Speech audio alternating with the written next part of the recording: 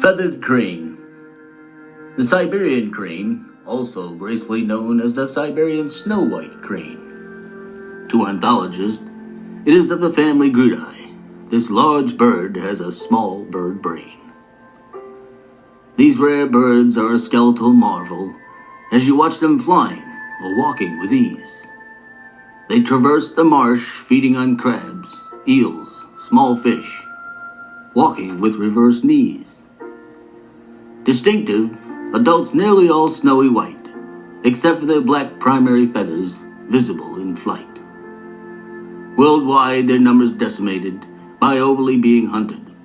That's a fact. For survival, they fight. Let's all try to be aware of the fragility of such a slim-legged, long-necked, long-beaked bird. Speak to your neighbors, family, children, and friends of the plight of the crane, and be heard. Poet Peter E., 2016. All rights reserved.